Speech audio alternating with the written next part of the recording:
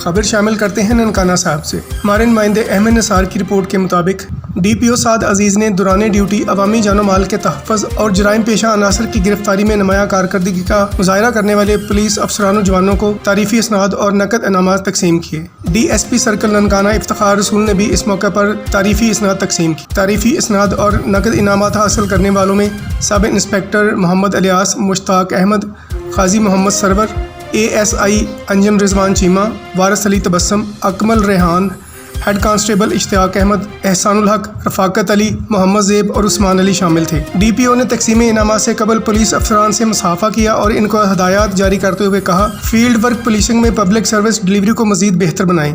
آئی جی پنجاب کے ویژن کے مطابق عوامی جان و مال کا تحفظ اور جرائم پیشہ عناصر کا خاتمہ ترجیحی بنیادوں پر یقینی بنائیں۔